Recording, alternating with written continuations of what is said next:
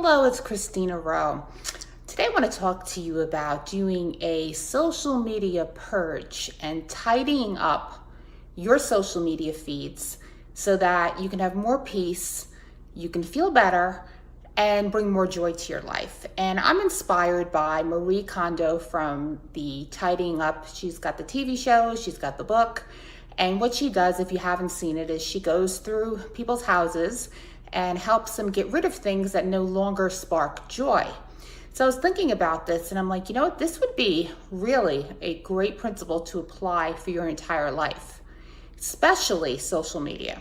How many times do you go on social media, maybe you put a post in a group, and then you're gonna get those negative people who have nothing nice to say?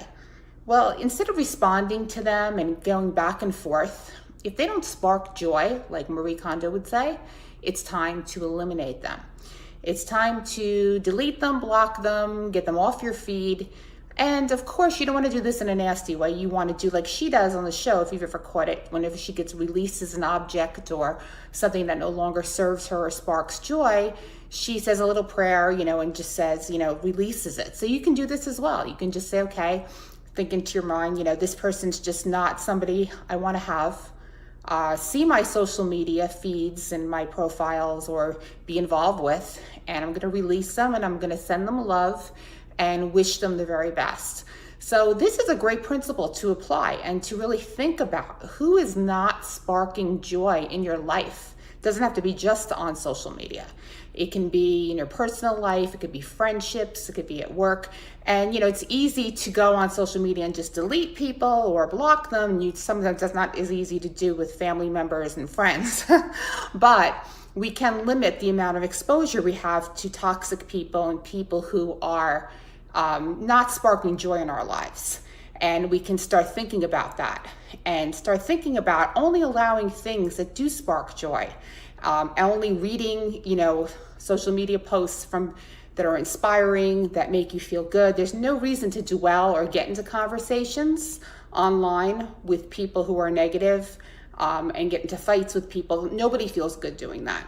Same thing goes for what you watch on television, when you're scrolling, on your apps on your phone, if you're reading negative news, if you're watching the news. If those things don't spark joy, it's time to eliminate them. So we can really apply Marie's concept throughout our entire lives, and we can lead more joyful lives. And I've started doing this with the Women Helping Women Entrepreneurs group. I've advised the moderators and admins, if a post does not spark joy, meaning it's negative, complaining, nasty, whatever, do not approve it. I mean, it's different, of course, if people are reaching out for help and they're in a negative place and they want to be uplifted. I'm not categorizing that in the same category. I'm talking about people who are coming in, this group or this and that, and why is my post not approved, and blah, blah, blah.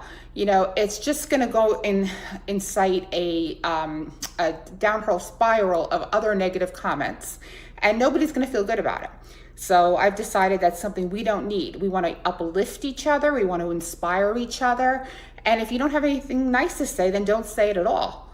And I hope everybody realizes that throughout social media. Do not leave negative comments. People do not need to hear it. People do not need you to correct their grammar. They have a spelling mistake. You're not doing them a favor. You're just spreading negativity. Some people say, I just want to correct you publicly. No, you're humiliating that person. You're not being kind. So always think how you can be kind, how you can spread joy, how you can spark joy. What can you contribute on social media and in life to other people that's positive and leaving a positive mark and not a negative one?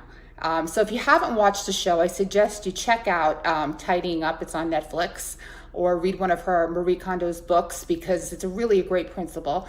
But even if you don't, just remember that. Try to be kind. We need more kindness in this world. We need more people to uplift each other and to help one another. So that was just my little public service announcement for today. And I hope it helps you. And let's just all go out there and spark some joy.